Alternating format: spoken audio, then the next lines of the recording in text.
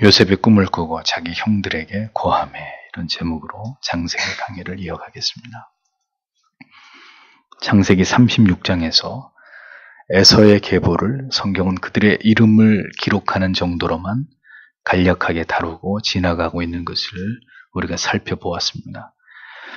이것은 하나님의 언약 밖에 있는 사람들에 대해서는 성경에 굳이 기록을 남길 만한 아무런 이유가 없기 때문이라는 것을 우리가 알 수 있습니다. 한평생을 살아도 그 모든 삶이 하나님과 함께한 삶이었기에 모든 희비애락 속에서도 의미가 있는 아름답고 복된 삶이 있습니다. 이 땅에서의 신자가 결코 죄의 문제를 극복하지 못하고 죄 아래서 수고와 슬픔뿐인 삶을 살았을지라도 하나님께서 성도의 죽음을 귀하게 보시는 이유는 그것이 그가 한평생 믿음을 지키기 위해서 분투하는 그런 삶을 살았기 때문입니다. 반대로 동일하게 일평생을 살았어도 그 인생이 하나님 앞에서 아무런 의미가 없는 삶이 있을 수 있습니다. 그것은 그가 하나님을 멸시하고 진리를 무시한 채로 철저하게 하나님과 자신을 기만한 그런 삶을 살았기 때문이죠. 삶의 진정한 의미와 가치는 오직 예수 그리스도를 통해서 구원을 받은 자들에게만 존재할 따름입니다.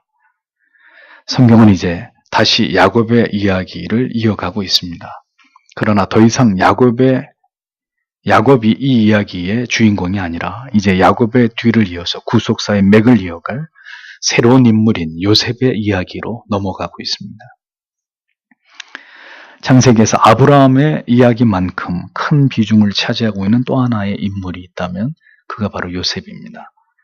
아브라함의 이야기는 창세기에 무려 14장에 걸쳐서 기록이 되어 있는데 요셉도 동일하게 14장을 할애해서 그에 관한 말씀이 기록되어 있는 것을 볼 수 있습니다. 장수가 그렇고 그 내용의 길이에 있어서는 오히려 아브라함을 능가하고 있는 사람이 바로 요셉이라는 점을 우리는 주의 깊게 볼 필요가 있습니다. 이것은 성경이 그만큼 요셉의 이야기를 통해서 우리에게 무엇인가 매우 중요한 주제를 교훈을 말씀하려고 하기 때문이라는 것을 짐작할 수 있습니다. 구속사와 언약의 흐름 속에서 요셉의 이야기가 얼마나 중요한 위치를 차지하길래 성경이 이렇게 긴 장을 할애해서 한 인물을 집중적으로 조명하고 있는 것인지 우리는 이제 그것을 말씀 안에서 확인해 보기로 하겠습니다. 1절은 이렇게 기록되어 있습니다. 그리고 야곱이 그의 아버지의 거주하던 땅에 가나안 땅에 거하였다. 세일산을 거점으로 퍼져나갔던 에돔의 자손들과 달리 야곱은 그의 아버지 이삭이 거주하던 땅 가나안에 그대로 머물러 있었다는 점을 성경은 증언하고 있습니다. 약속의 땅에서 벗어난 에서와 달리 야곱은 하나님의 언약의 땅, 약속의 기업 가나안에 계속 거하고 있었다는 점을 성경은 명시하고 있습니다. 그러니 신앙이 무엇이라는 겁니까? 신앙은 거함이라는 것이죠. 하나님이 정하신 그 터전과 그 선 안에서 머무는 것입니다. 하나님을 떠나서 세상으로 가지 않고 신자가 살아가야 될 그 성별된 삶의 영역과 그 범위 안에서 부르심을 입은 대로 살아가면서 하나님을 경외하고 그 약속과 계명을 지켜 살아가는 삶이 신자의 신앙의 삶이라는 것이죠.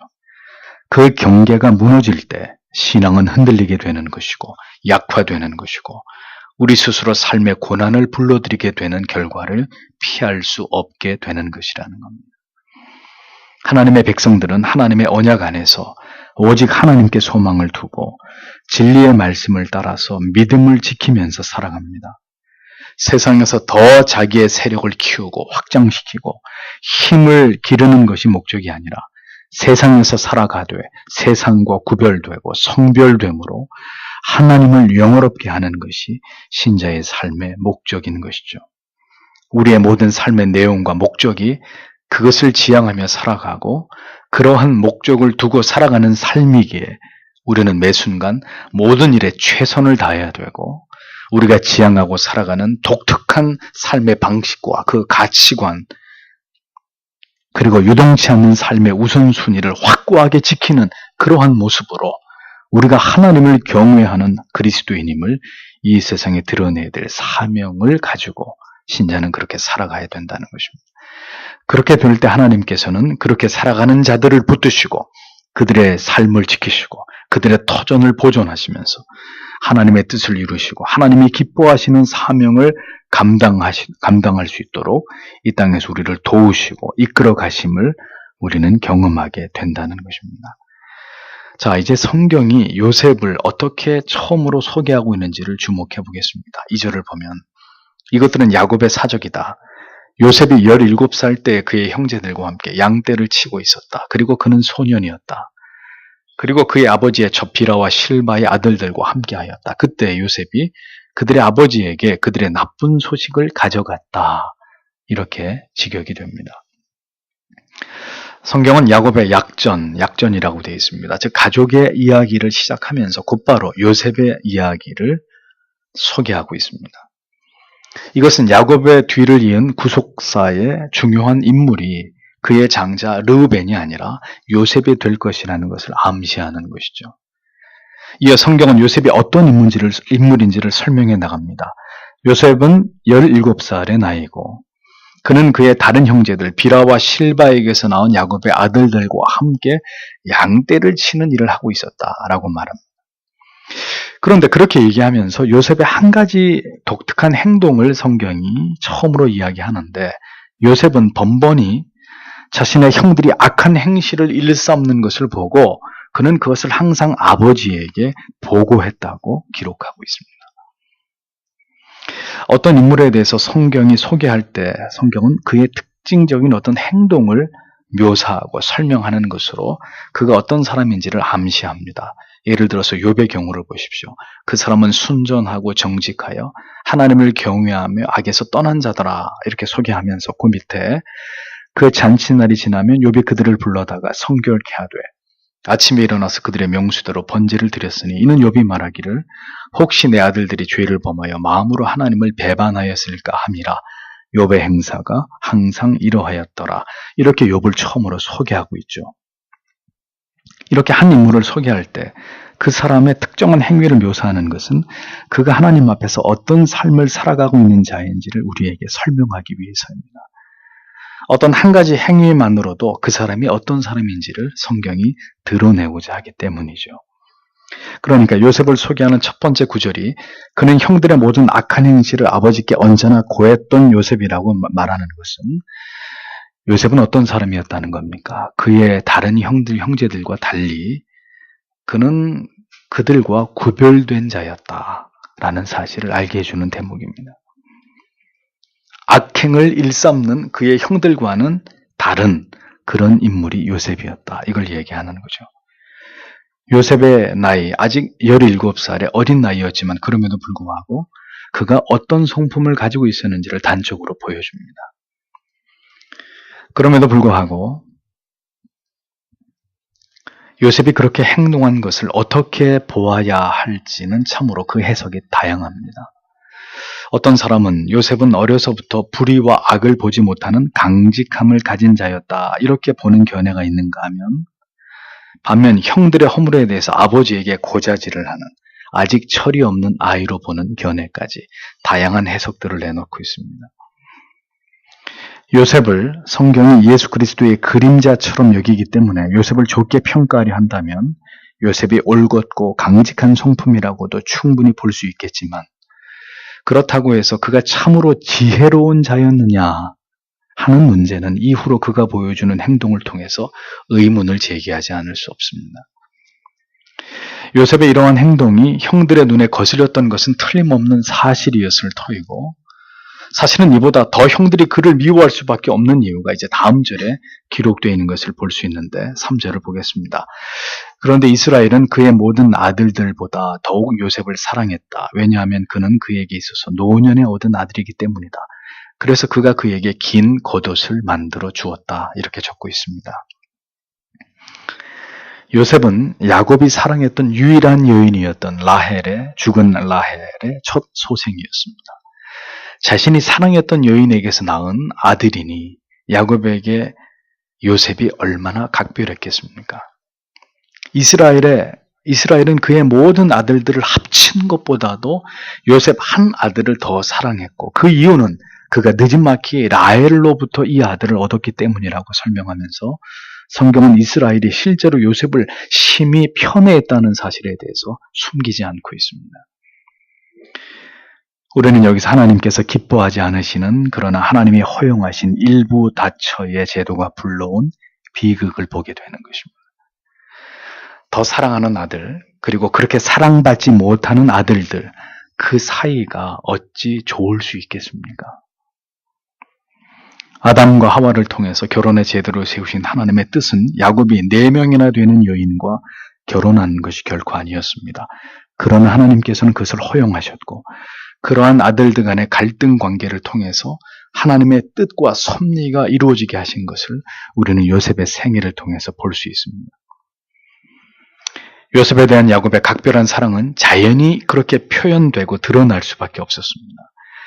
야곱은 요셉에게 다른 아들들과 달리 그에게 옷 소매가 긴 화려한 옷을 입혀주었습니다. 한글 성경에는 채색옷이라고 번역되어 있는데, 그렇게 번역된 것보다는 원문에 더 가깝게 옷 소매의 길이가 손목을 덮고 그 기장은 발목까지 내려가는 긴 옷이라고 이렇게 표현하고 설명하는 것이 더 적합합니다.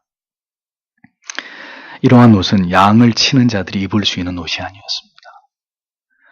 양을 치는 자들이 입는 옷은 소매가 없고 무릎 위로 올라가는 그런 짧은 옷이었습니다. 그런데 요셉이 이 옷을 입었다는 의미는 그가 바로 야곱으로부터 특별한 지위를 받은 리더였다는 이야기예요. 그 아버지의 상속자가 될 자라는 이런 의미가 그가 입은 옷을 통해서 나타나고 있었단 말이죠. 야곱은 이 옷을 딱 한 번만 입혀준 것이 아니었습니다. 요셉에게 계속해서 그 옷을 지어 입혔다는 것을 알 수 있습니다. 왜냐하면 지었더니라고 번역된 단어의 의미가 지속적인 습관을 나타내기 때문입니다.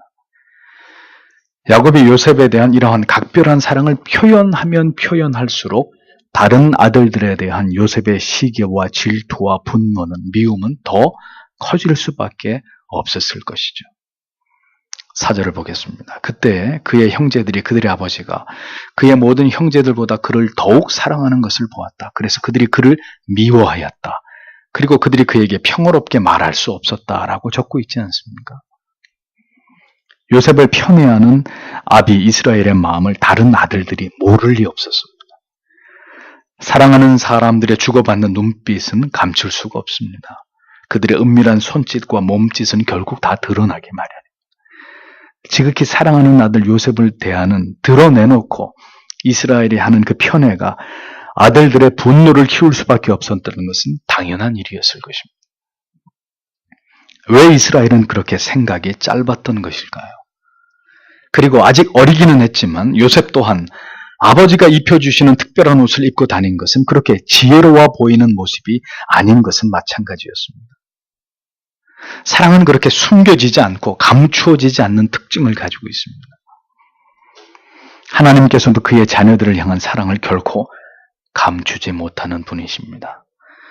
그렇게 많은 죄를 범하고 하나님을 멀리해서도 그 사랑은 기어이 사랑하는 자녀들을 향해 추적하시는 사랑이고, 결국은 그 사랑을 우리의 마음속에 각인시키고야 마는 사랑입니다.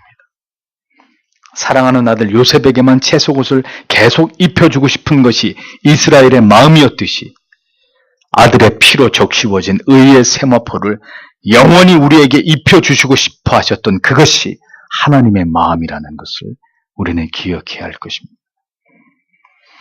이스라엘도 요셉도 어떤 면에서는 참으로 지혜가 부족해 보이지만 요셉이 이스라엘에게 받은 특별한 사랑이 바로 그 사랑하시는 백성들을 향한 하나님의 사랑을 예표하는 것이라면 해석이 달라집니다. 그리고 요셉이 입은 이 옷이 존귀하신 하나님의 아들이신 그리스도를 예표하는 것이라면 우리는 충분히 요셉의 특별함을 이해할 수 있을 것입니다. 사랑하는 자에게 더 특별한 것을 주고 싶고 더 특별한 옷을 입혀주고 더 애정 가득한 눈빛으로 바라보고 싶은 것은 오늘도 우리를 향해서 하나님께서 가장 크게 가지고 계시는 마음이라는 사실을 잊어서는 안 됩니다. 세상이 우리를 미워하고 시기하고 질투하는 이유는 우리에게 입혀주신 그리스도의 칭의의 세마포가 우리에게 입혀져 있기 때문입니다.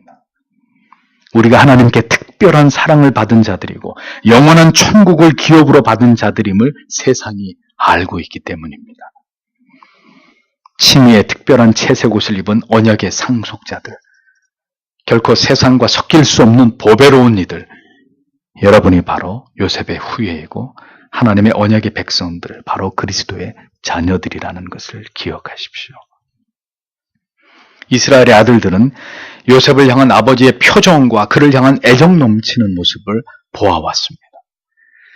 이스라엘의 모든 아들들은 이렇게 아버지의 사랑을 독차지하는 요셉을 그래서 미워할 수밖에 없었던 것이죠.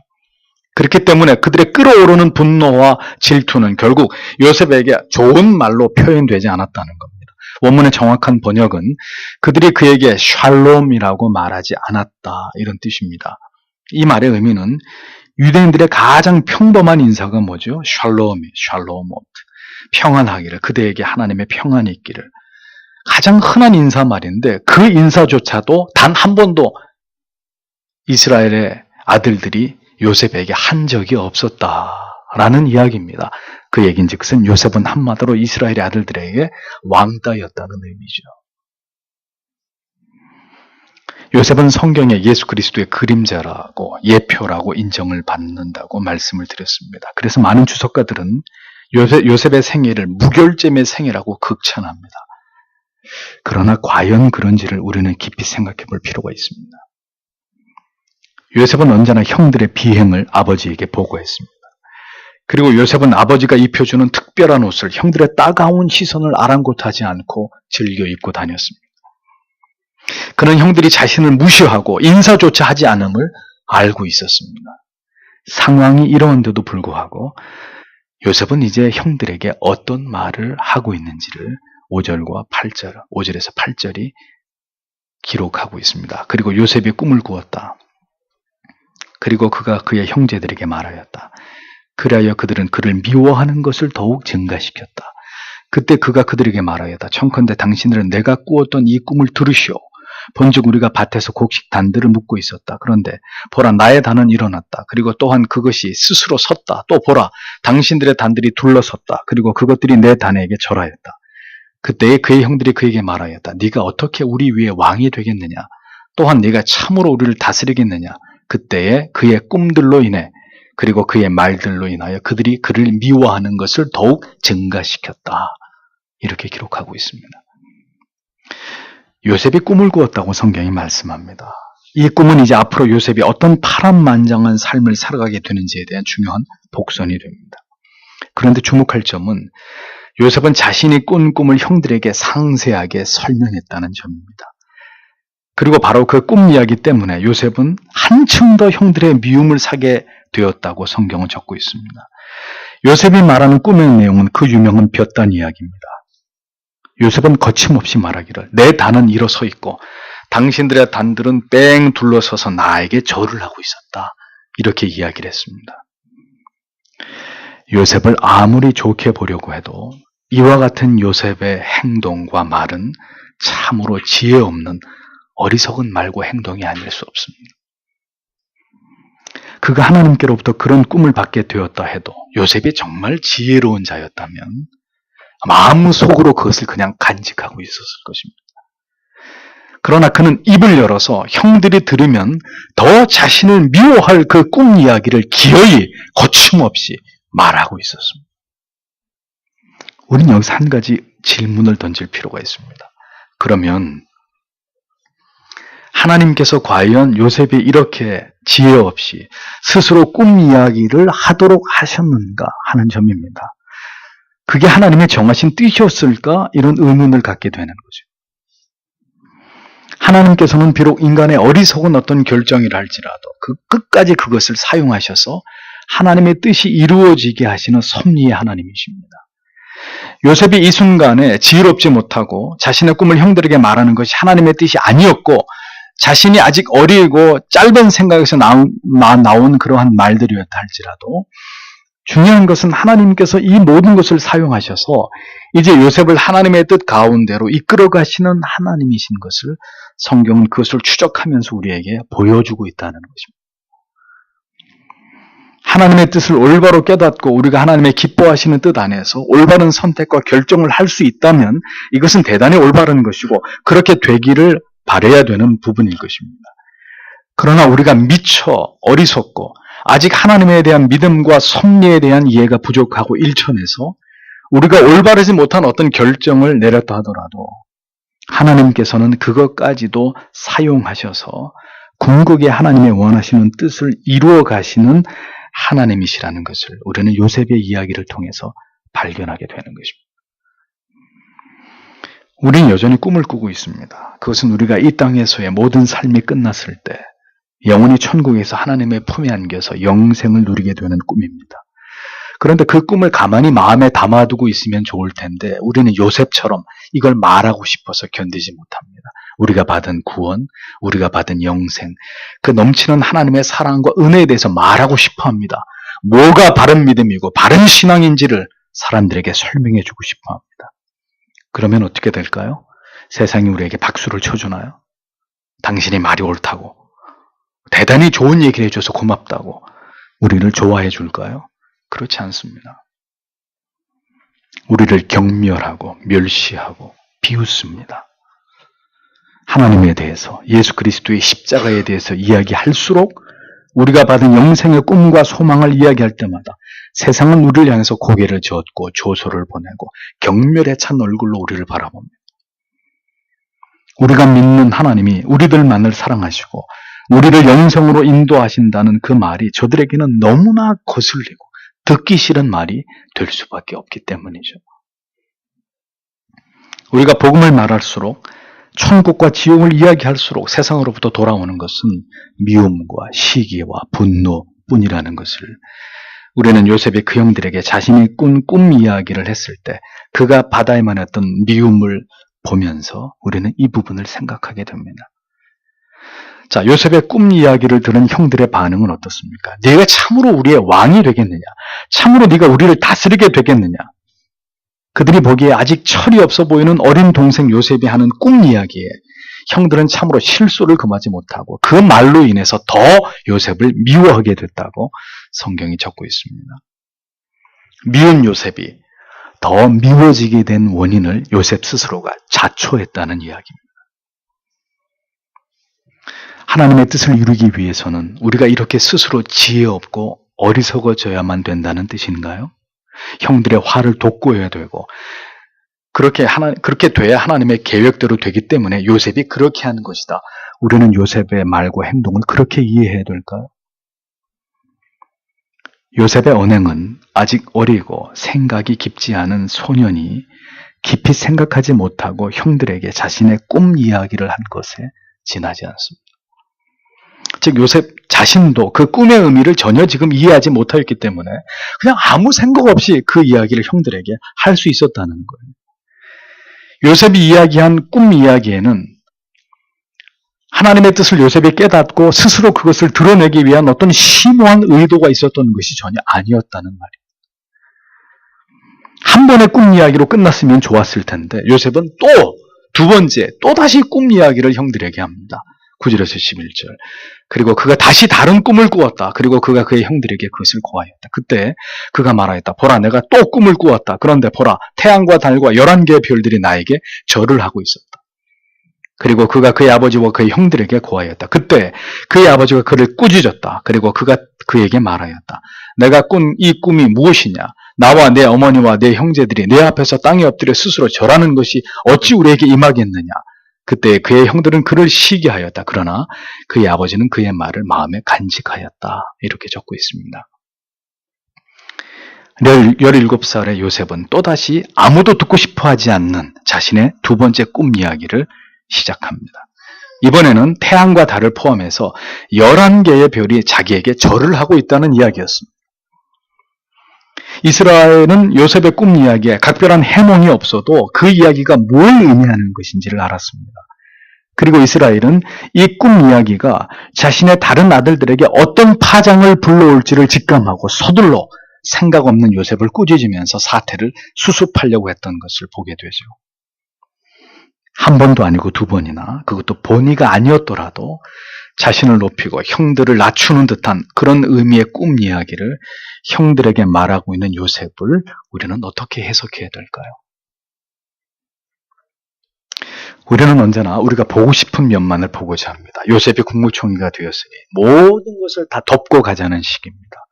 언제나 좋은 게 좋은 것이라고 여기고 좋게 해석하려고 하는 마음들이 있습니다. 요셉의 이러한 모습을 보고 요셉이 이미 하나님께 자신이 어떻게 쓰임받을지를 알고 담대하게 그것을 형들에게 말했고 그로 인한 모든 고난을 요셉이 달게 받을 준비가 되어 있었다고 주장한다면 누가 그것을 말리겠습니까? 그러나 그렇게 되면 이것은 억지스러운 주장이 되는 거예요. 17살의 요셉의 신앙이 그렇게 탁월했고 어떤 고난도 감내할 각오를 가지고 이런 이야기를 했다는 말은 너무 설득력이 약한 요셉에 대한 신화에 가까운 내용입니다. 요셉이 아버지를 통해서 하나님을 경외하는 신앙에 대해서 배운 것은 틀림없는 일이었을 것입니다. 그러나 그는 17살의 신앙, 그 이상도 그 이하도 아니었다는 것을 우리가 직시할 필요가 있습니다.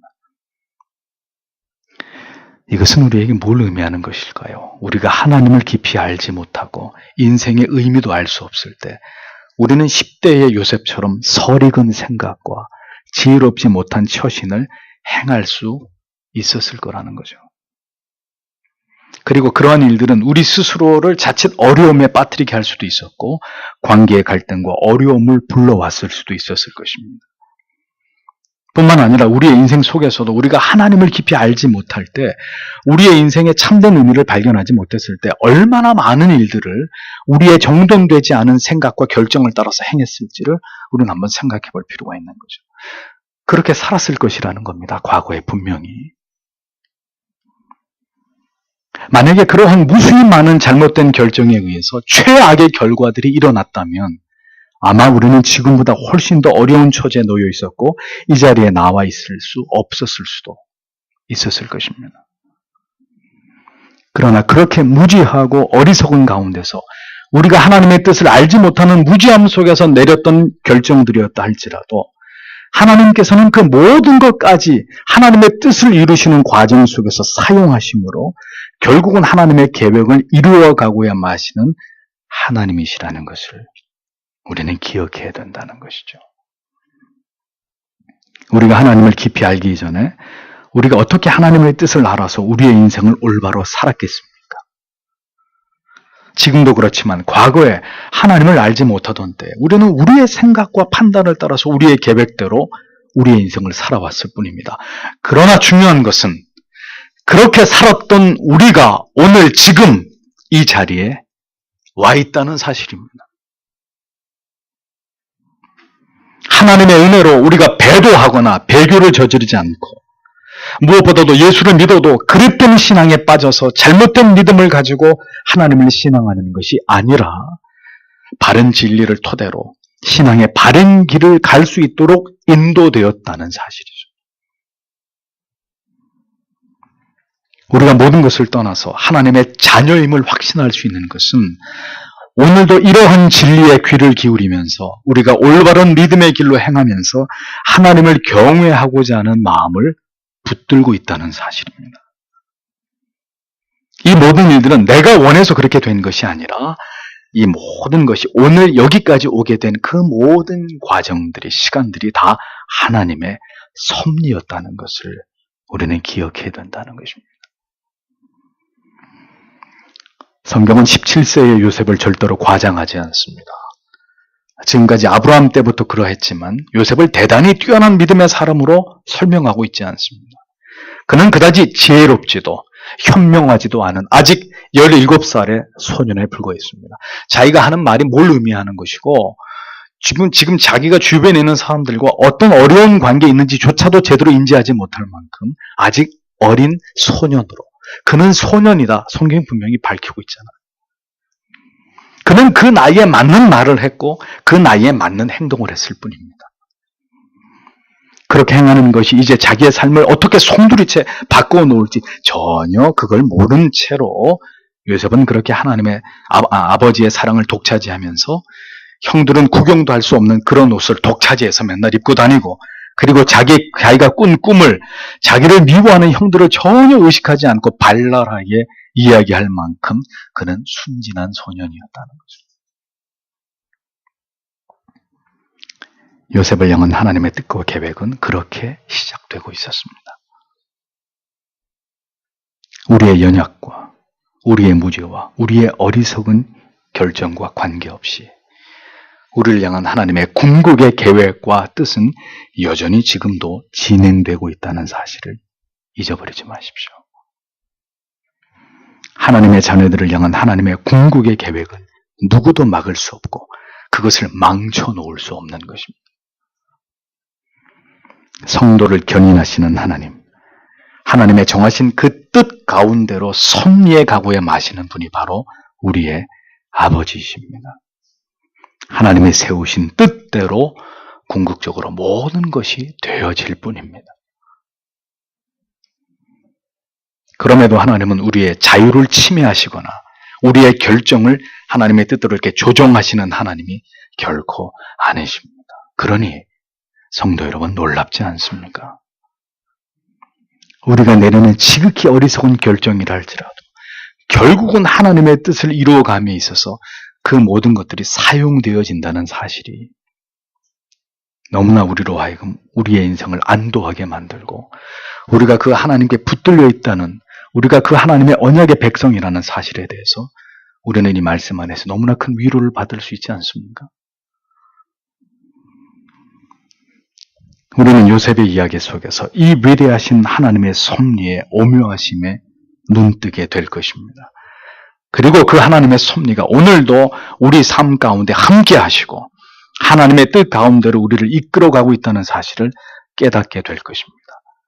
순간순간 우리가 하나님을 더 찾고 하나님의 뜻을 분별하고 더 그 뜻에 합당한 삶을 살지 못했다더라도, 그러나 그것을 합리화하거나 그래도 된다는 의미가 결코 아니지만, 그렇게 인간은 연약하다 할지라도 하나님은 결코 그들을 포기하지 않고 하나님의 궁극의 계획과 모든 목적을 이루어 가신다는 사실, 이것은 모든 택자들을 향한, 그들을 견인하고 계시는 하나님으로서 우리에게 주시는 가장 큰 위로가 아닐 수 없다는 점을 우리는 이 요셉의 이야기를 통해서 분명히 확신할 수 있어야 할 것입니다.